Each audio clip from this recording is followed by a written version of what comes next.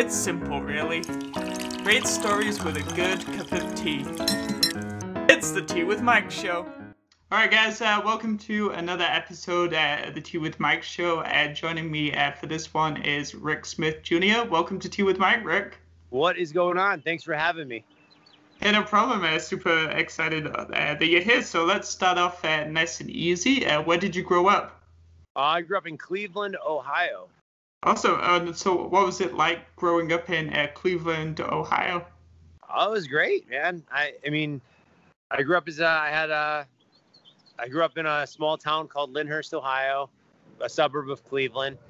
You know, it was a great place to play sports, go to school, and maybe start my career as a magician / card thrower. Awesome. So it's my understanding that you started learning magic at the age of 7. So talk to us about how you kind of first got into magic. Yeah.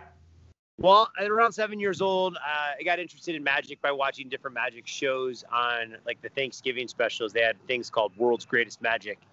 So I got interested in watching magic that way. My grandfather knew a trick, my uncle knew a trick, and my dad knew a few tricks.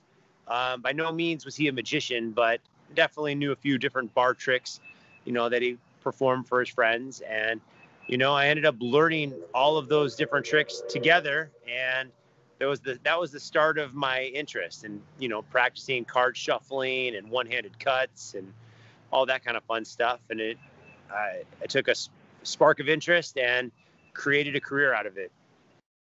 That's awesome. And so was it mainly you teaching yourself, or when you first started, were they showing you a little bit about what they knew? Yeah, but like I said, they only knew one trick or two tricks. So they taught me their one or two tricks. I had to learn from different books, and I had a book that was in German that one of my neighbors spoke German and translated some of it for me. So I learned from a lot of different ways. Some of my dad's friends from like high school that collected magic tricks at like local magic shops ended up giving me them. And again, just sparked my interest, kept on building a show, and we're here today. So that's actually quite cool that you were very resourceful, like obviously because for using magic books and all of those different types of things. Was Google helpful to you at the time? Google didn't exist when I was a kid. Pretty old, man. Yeah, I mean, we had VHS tapes, and if you got lucky enough to get a VHS tape from the local magic shop, that was a good way of learning some stuff, or going to the library and checking out all the other magic books so none of your friends could. That was another way for me to do it. Oh, because they'd be in limited supply, right? Yeah. It was hard to grow up. I mean, I grew up in the 80s. So, you know, I was a magician in the 80s doing, you know, little tricks. And then I started performing in the 90s. And then I started being professional more in like the 2000s. The past 22 years, I've been doing it professionally. Awesome. That's cool. And then, so what was the most challenging thing about learning magic tricks when you were younger, and what motivated you to keep trying different ones and not to give up? Because it's pretty common to give up, especially when you're young and you're a child, right? People loved it. So I was always trying to learn different types of card tricks. And I've told people before, it's like playing the piano. You just got to keep practicing that piano to be able to play Beethoven. So you have to learn all the different methods in the magic to eventually be able to do the tricks that you want to do. So it was always fun fooling friends and family, uncles and grandfathers and stuff like that. And, you know, it ended up turning into more than a hobby, where I was getting paid to go do private events and birthdays. And then I ended up working restaurants in high school, and, you know, it just kept on developing it, where I would work every single day doing, you know, card tricks for a living. And, you know, it all stemmed from that.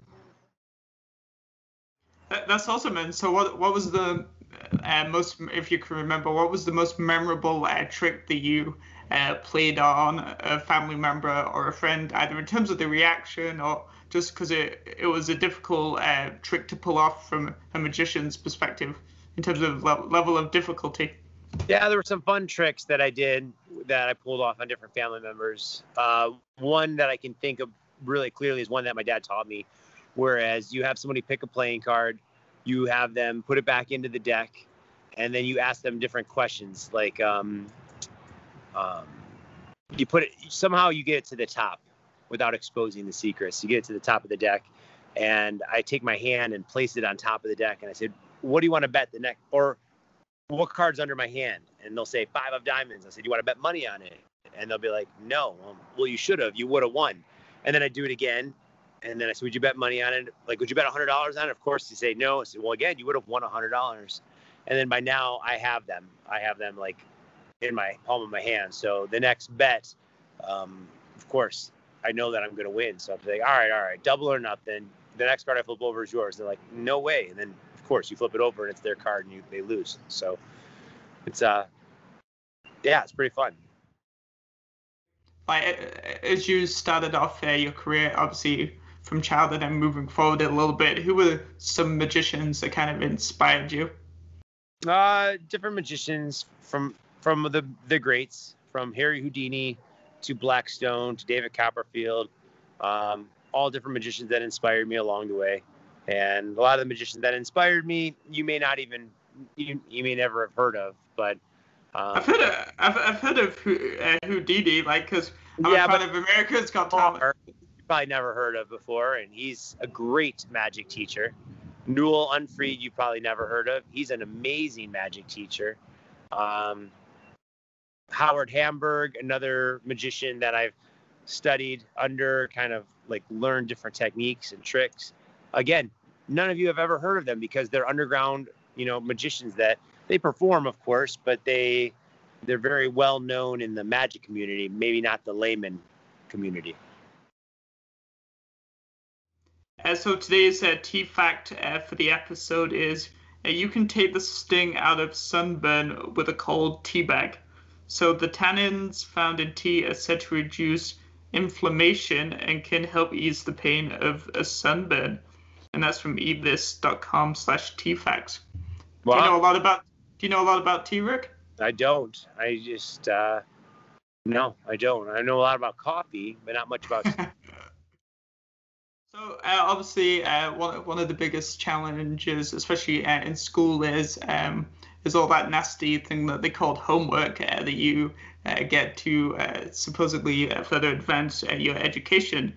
So how did you balance out the time between promoting yourself as a magician and doing all of the performance with the day-to-day of school and homework? Well, I was, when I was in college, let's go with that. When I was in college, all my marketing and business classes, I was pretty smart right off the bat. So as a freshman, I, developed, I let people know that I was a magician. And the groups that I ended up usually working with in my business related classes, we always made different business plans and IMC, integrated marketing campaigns, and all of these SWOT analysis and all these things that we used in college. I convinced my teams that I was working with to help me develop, an incorporation. So while I was in college, I was secretly planning a whole business plan that I was writing with the helps of so many different minds in my, different groups, coming up with marketing campaigns, business plans, getting incorporated, putting all this stuff together. And, right out of college, I had a successful S Corp, which was amazing. Oh, even that in itself is like, so what was there anything that gave you the brainwave to like pitch it to all your classmates to be like, no, to help you? They just thought magic was cool. And I'm like, hey, if we can come up with some really cool ideas, I am not afraid to speak in front of the crowd. I can go up there and I'll give our presentation. I'll show a couple magic tricks, get everyone excited. We'll get A's, and, all you guys have to do is help me put together like these different plans for, an entertainment company, or my business plan for making magic shows work and being able to travel the world and doing, marketing for schools and fundraisers and corporate events and galas and all that fun stuff. So college really did help me. So I encourage anyone that's watching, go to college. It's worth it. Yes, I played baseball. I was in college, but, I did get a lot out of it, especially all my marketing expertise that I use to this day. And I feel that I've helped a lot of friends of mine market their brand and, make it successful. And just going back a little bit, what made you want to take marketing at college in the first place? Well, I wanted to be a magician.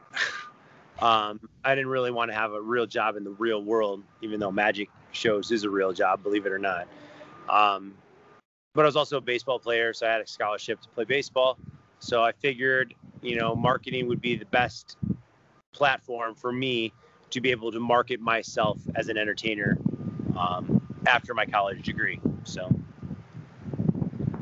Awesome, man. And so, what was the most challenging thing about being at university for you, and what did you learn about yourself when you were there, if anything? Yeah, I mean, it wasn't difficult at all. I lived at home. I lived with my parents, and I balanced school, work, and baseball pretty well. I got a really good grades. I I had fun playing baseball, and on weekends I would go out there and do shows. So I had a really good balance. Sounds like a pretty also a busy but yet awesome life. While you were in college. Yeah, it's gotten busier. It's gotten busier for sure. I typically, when there's no COVID going on, I do about 600 events a year, if not more. And for an example, I did 60 shows I'm going to do 60 shows in the last 3 weeks here at this festival. I mean, they're full shows, so I consider them, performance. Nice. And what do you, just going back a second, what do you like about baseball? Oh, it's just a sport that I enjoyed playing as a kid. I mean, before card throwing or anything, like being able to throw the ball around, and I was always able to throw that ball pretty hard. So I ended up becoming a pitcher and, ended up throwing and, almost played pro ball for a minute, but had a couple surgeries right here on the elbow, which, restricted my abilities of throwing a baseball anymore. I still could do it, but I'm not risking it anymore.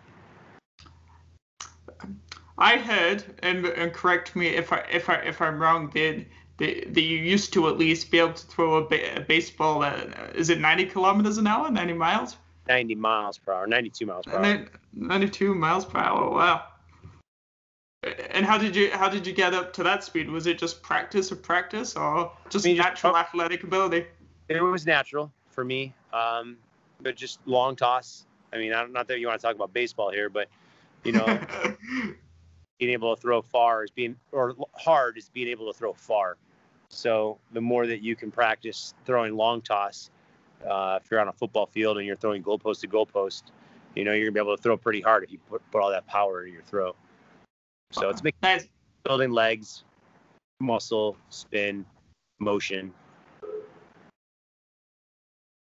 Awesome. So talk to us a little bit about how all the things you just described, how the skills in baseball, how did you, translate those skills from baseball into becoming a world record card thrower?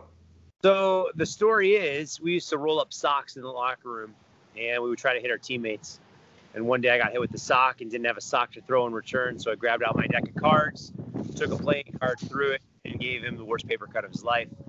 Found out that there was a world record, and we contacted newspapers, local radio stations, and TV channels, all in the Cleveland market. And basically, it kind of went viral before viral was a thing. In 2002, we made it to Associated Press, front page of the local paper, which was like the local, state of Ohio paper. It wasn't just like local city paper. And I went to Associated Press and, got phone calls from Ellen and Jay Leno and America's Got Talent and all of these different things. And it all just stemmed from there. That is a cool story, within itself, right? Not really planned out, but an awesome outcome in helping you kick on your career path. Yeah, it was by accident for sure. The guy brought me the Guinness Book of World Records maybe the day or two later. He's like, dude, there's world records for this. You need to try to break it. I'm like, that sounds pretty easy. Let's do it. And it was. And there's no training. I had a good fastball in college, and I knew how to handle playing cards. So I put the two talents together and found out that I can throw playing cards farther and harder than anyone else in the world. And so how difficult is it to learn to throw cards? Is there any like special techniques? And do you need any special cards? You don't need special cards. I mean, if you're more than welcome to purchase playing cards from me. I have cards on my website. They're called Falcons.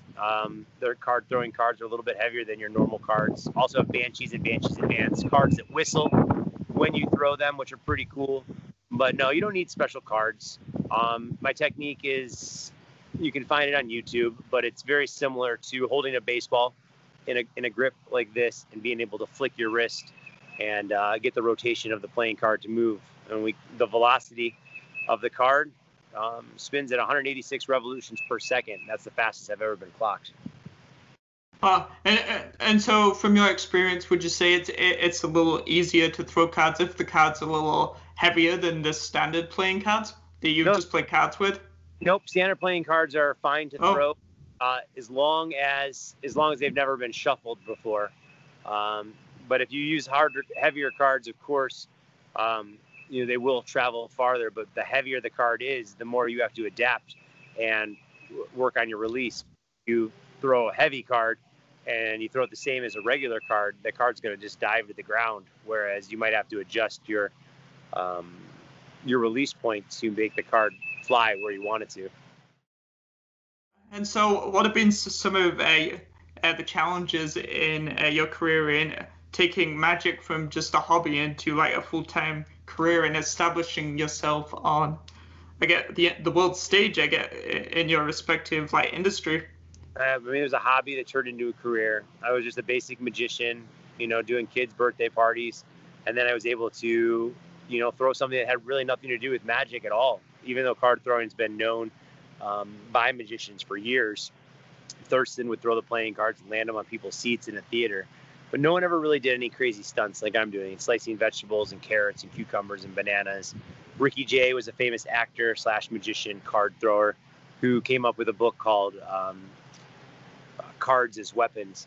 And he's passed now, but he was one of the best card throwers at the time. And he would throw the card into the rind of a watermelon. So he really didn't inspire me because I really didn't know much about Ricky Jay until after I was a card thrower. But it was still pretty cool. Like, card throwing, again, was just an accident that became a showcase of my career. And, people hire my magic show, but they also want to see that 5 to 7 minute card throwing act that I have in the middle. So it works out to my benefit. Awesome. So you would say you were a magician at the heart, and then you got this an added layer of like tools in your locker. Yeah, 100%. So magician first, card throwing, just like Annette said, it was just an accident that became a career. I got asked to go after the Associated Press went viral. I got asked to be on a TV show called Ripley's Believe It or Not, and they wanted to know what I could do. And whatever they asked, I always just said yes, without having known. Can you slice a banana in half? Sure. Can you take a card to the watermelon? Yeah. Can you throw a card over the hotel at Four Queens in Las Vegas? Absolutely.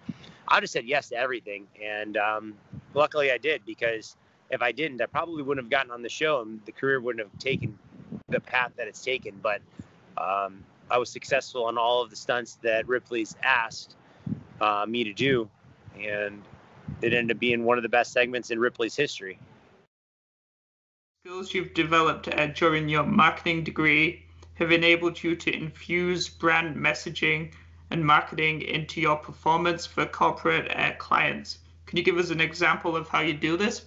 Well, like, for example, there's a company by the name of Pella Windows, and they had a slogan that was magic in between the glass. And even though I'm a card magician and, a comedy magician and card thrower, I'm also an illusionist. So we ended up creating a magic trick where we had a box of windows with the curtain in the middle of the windows. And we showed the box completely empty. We brought the shades down and then the shades up, and there was a girl inside there. So it was, magic in between the glass, for real. It was pretty cool. My background is in theater, so and I got to work on The Illusionist with like Colin Cloud and all of those guys, and I've seen it a little bit on America's Got Talent, and I'm just fascinated by like how like mind-blowingly cool it all is, So much fun. And so also you say doing things that no one has ever seen before. So where do you get your ideas for your continued creativity, both in your performances and your tricks, and how do you take a crazy idea and turn it into reality? I mean, I'll give you an example. Dude Perfect, the guys on YouTube, they, just threw things out at me, similar to the Ripley's Believe It or Not. Hey, if we throw an olive in there, do you think you can slice it? Sure. Hey, if we do this, can you cut a can in half? Let's try.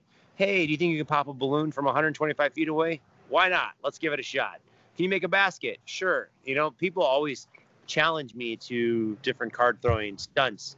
So, it's where it's developed. And I mean, my card throwing is different than the card throwing that you may see on today's TikTok and YouTube and Instagram. There's a lot of precision card throwers that are throwing into closed and needles and things like that. And it's a method that, they're throwing the card very similar to what I'm doing. Whereas, and I'm not knocking them because I think that stuff is cool and I want to do that as well. I don't have the time to do it and sit there. So the trick shots that I kind of do, like the olive in the air, the card in the air, or celery, cucumber, banana, all those things are first time attempts. So maybe not the olive, maybe like 1 out of every 6. Those are all things that I could do in a live show. And, the celery, carrots, cucumbers, all that stuff is a first time thing. So when I do it, it happens the first time. Or taking the celery out of somebody's mouth or a cigarette out of somebody's mouth. Those are first attempt shots. And I do them live in my show, which there's no one else doing it live because sometimes it takes a little bit longer to the trick that you're trying to look for. So obviously you've done thousands and thousands of performances on all different scales. So can you give us an example of when a magic trick went wrong? I'm sure there's lots of tricks that have gone wrong, but I guess maybe, for example, you have someone pick a playing card and you reveal it and it's the wrong card. And, if you're a good magician, if you're a bad magician, you take the fall and you're like, like I lost, or, whatever, I'm sorry, let's move on to the next trick. Or if you have the expertise and you have the shows behind you that you can kind of go back and think about it really quick and how you can take that card and maybe change it to the correct card or do something. For example, I did mess up on a virtual show that I did recently where I was predicting the date and time and a moment that something was going to happen, and I was 3 days off on my prediction. But then we really quickly within the seconds we were like, but 3 days ago I made this prediction, and then I already saved myself, went to the next trick, and everybody that was watching it thought it was supposed to be off by 3 days because 3 days ago in the past is when I made the prediction. And you just have to be able to think on your feet. Sorry. That's okay. So would you say it's easier to recover from, well, they're not really mistakes, but from errors with the more experience that you have? Yeah, the more experience you have, you should be able to get out of any situation. I've never been in a situation where I haven't been able to get out of it some way or another. So obviously you've appeared on national television, as you alluded to earlier, on quite several occasions. So what was your favorite guest appearance that you did on a TV show today? I think performing on Ellen DeGeneres or Shark Tank or even America's Got Talent were my favorite. Big B. Sorry. I'm not from around where there's lots of big. It's big and it's orange and it's black. Look, it's got a big stinger. It's looking right at me. That's funny. No, I'm not kidding. It's like, ah. Oh wow. Yeah, it's right there. So we're gonna move. We'll just keep walking here. We're not gonna mess with this guy's nest. Hope this doesn't mess you up. No, it's all good. I'll be able to adapt. All right. So where were we? So you're saying some of your favorite appearances were Shark Tank, Ellen DeGeneres, and America's Got Talent. Yeah, those were some of my favorite shows to be on. I had a great experience, great, you know, like great production managers, great people behind the scenes, making you feel like a superstar, and being very hospitable, being very kind, and making you feel very welcome to be on their show. Some shows aren't like that, and those all were. So what was it like? Like, what's the biggest amount of people that you've ever performed to?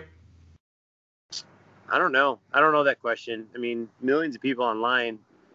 Our biggest show in an audience was probably like 15,000 maybe in an arena for like a smart and sober type event where I had schools from all over the country in an That's arena. cool, man. And I did a magic show for that. Like, in terms of like venue and location, what's your like favorite type of show to perform? Do you like the corporate stuff? Do you like the guest appearances on television, or do you like the schools? Like, or do you like a whole mixture? Yeah, all of it. I mean, that's why I do everything. As being on 60 different TV shows, I'll still do birthdays. I'll work for the best companies in the world, and I'll do TV shows. I like it all. So I mean, I like doing what I'm doing. That's why I'm doing it. But yeah, it's the best job in the world, is be able to do card tricks for a living and being able to travel the world doing something you love, seeing people's reactions. It's great. So how many, maybe you don't know, but how many countries in the world have you been to? Multiple. I don't know. I never really put that together, but I've been to multiple countries. Awesome. And so obviously, do you have to adapt your magic performances and tricks for TV, or are they performed in the same way as you would for a live audience? Usually TV shows they're looking for the best, biggest thing really quick for a 2, 3, 4, 5 minute segment. So usually you have to adapt to the different TV shows. I have something I can say, but I can't say it on here because I don't know when you're going to publish this. But I have some other TV shows that I'm working on right now that we're working over the script over and over again. And then when we film it in June, it'll end up being on national TV this fall. That's awesome. I can't wait to see whatever that may be. So obviously, you've been doing magic for a very long time. So how has the emergence of social media impacted you personally? And how have you been able to use social media to share your performances and your brand and your work and your business? Yeah, social media has been great. Almost 600,000 followers on YouTube, 100,000 almost on Instagram, over 100,000 on TikTok. So, I mean, I average about 5 to 10 million views on all my platforms per month, which has been amazing to be able to reach different people. So, yeah, it's great. And has it taken a long time to get to that point? Did you find it happening fairly? Yeah. Yeah, it definitely happened fairly quickly because I didn't really agree with a lot of the social media things. I figured I was finding that I was wasting more time on it than using it for, like my business. But as soon as I started using it for my business, I don't pay too much time to the other things, and I just post videos, different events that I'm performing at, reaching the audience, sharing with them different experience, backstage experiences and things like that, sharing some tricks, teaching some magic, and that's been going over great. So do you just kind of focus on your business, and then the social media is just another place to put it, versus like, oh, I need a social media plan, this is exactly what I need to do, but then you don't actually make the content, if that makes sense? No, I make the content. Social media just ended up being something that fell into my lap. I mean, I was gifted hundreds of thousands of followers by being on Dude Perfect really quickly. So just had to adapt from that and keep building the audience, to keep, showing more different trick shots and more magic, and just kept on building. I'm still doing it every day. Awesome. And do you have a favorite social media platform? I mean, YouTube's my favorite right now. I'm posting almost daily right now on it. I'll probably go back to once a week soon because daily is pretty tough to keep up with. and we're going to go back to long content videos very soon. But we want to take a break, especially with me performing out of town. And, it's been insane. With the pandemic, things should be slow, but things are busy or just in other aspects, and not touring as much, but, working on different projects and things like that. Yeah.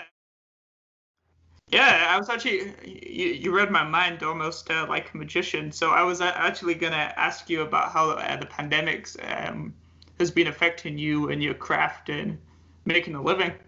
Well, I had to adapt. I went right to virtual shows as quickly as I possibly could, grabbing Ecamm Live and, different Zoom platforms and Teams and all these other different ways to be able to provide entertainment through the screen to different companies, corporations, schools, parties, whatever they wanted. We provided the same style show, but it was more intimate. It was more, through the screen, talking with people. Like, unfortunately, I'm in a parking lot at an apartment that I'm hanging out at Silver Dollar City because I'm here performing. But, typically we have a studio with lights and good cameras. I mean, as good as quality as this is just an iPhone, because I was going to use my laptop and the internet is just no good here. So we're just using to have this conversation today. That's also, that's clearly been a theme throughout this so far. It's just that like pivoting, and even from when you were in university and getting your classmates to help you like work on your business plan, through to pivoting to virtual shows and that type of thing, to moving because you were attacked by a bee. That's all examples of pivoting here. Yeah, the bee's still over there. I'm not going back.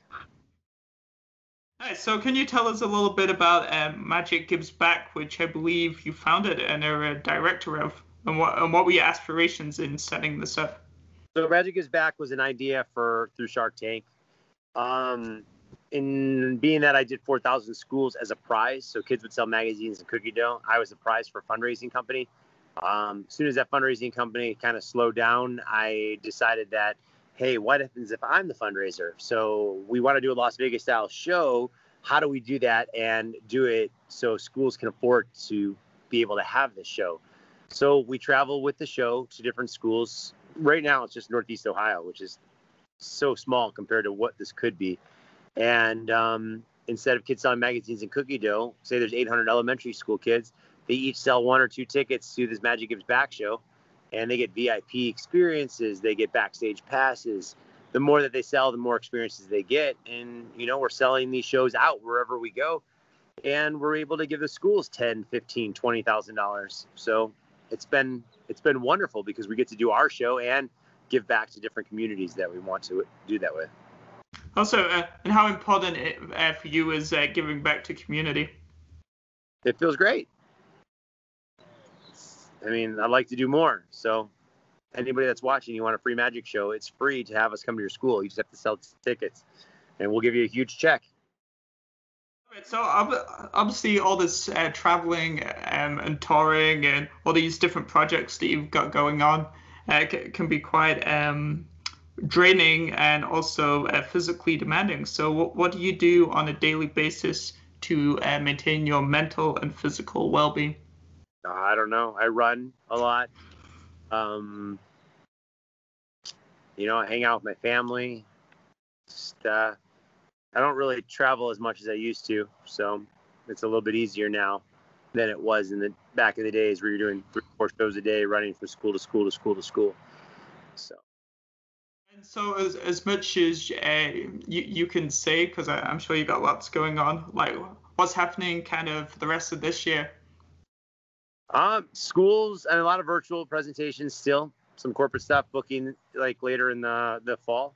Lots of company picnics and parties this summer and camps and, private events. So it looks like it's slowly coming back to normal, but still going to be on the lighter side of what I'm used to, but it's way more than it was from last year. So good news there.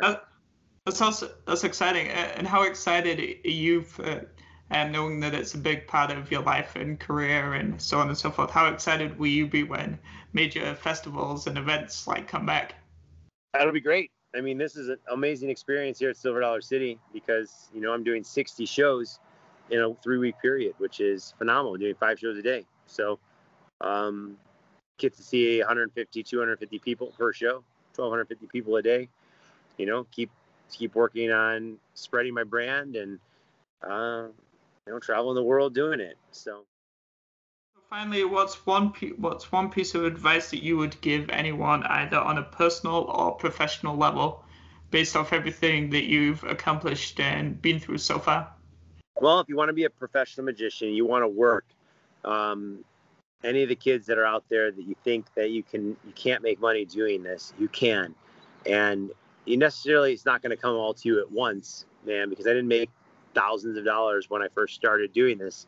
I charged $125 or $150 for a magic show, and that seems like a lot, but compared to what other performers were getting paid, it was nothing. So what I tell you guys to go do is, if you're an aspiring magician and you are 15, 16, 17, 18 years old and you want to get work and you want to practice, go to your local Applebee's, go to your local restaurants, go to your whatever restaurants you have in the area, and offer your services for free. Seriously, go find out what day they're having their slowest nights, or find out what their busiest nights are, and go entertain the people waiting in line, or go entertain the tables while they're waiting for their meals so they don't get mad at you. So, and then work for tips, or work to hand your business cards out. Just imagine how many people you guys will see every single night that maybe has a birthday party or a company party or a corporate event. When I first started, when I was 17, 18, 19 years old, I worked a restaurant every single day, Monday through Sunday, if it was 2 hours or 1 hour or whatever. And I first started doing the restaurants as tips only, and then I started doing them for like $50 an hour because my demand was getting to be, other restaurants wanted me to come. So I'm like, yeah, it's $50 an hour. I'll walk around, $150 for the night, but I get to get tips. I get a meal. I ate for free while I was doing it, every week, every day. I had a dinner, whatever it was. And I was making double the money in tips and business cards and all the people that wanted to hire me. And I have people this day, 20 something years later, be like, oh my gosh, I remember when you were at Champs Americana. Oh, I remember when you were Willoughby Brewing Company. Oh, we used to come watch you all the time. So yes, get out there, go start performing. The more you perform, even if it's free, the more experience you'll get, the better you'll get, the more comfortable you'll be in front of an audience, and the better you'll be as a performer growing older.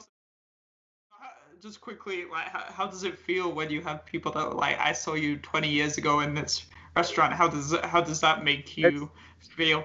It's surreal. I mean, to this day, even from like being in YouTube videos with famous YouTubers, more famous than me, kids come up to me, parents come up to me, everybody. Like, I'm at the park, I'm just walking, and I have a mask on. I'm not allowed to even have a mask, and people come up asking to take pictures and stuff. So it's cool. It's something that I never experienced. My battery's almost dead too. Sorry. That's okay. No. So that's awesome. So thank you so much for being on the show today and sharing your story, Rick. Appreciate it, man. Yeah, I look forward to seeing the final product. And if you have any other questions for me, just feel free to message me. I know I'm hard to get a hold of sometimes, but I'm glad we were able to do this. Awesome. Yeah, and I really do appreciate it because I know how you're always running from one thing to the next. Yeah, it's a little easier right now, but I appreciate it, and good luck with your Tea with Mike. And hey, maybe we'll do something again in the future. Perfect. Let's do it. All right. All right. Have a good show this evening. Thanks. You have a good one. It's the Tea with Mike show.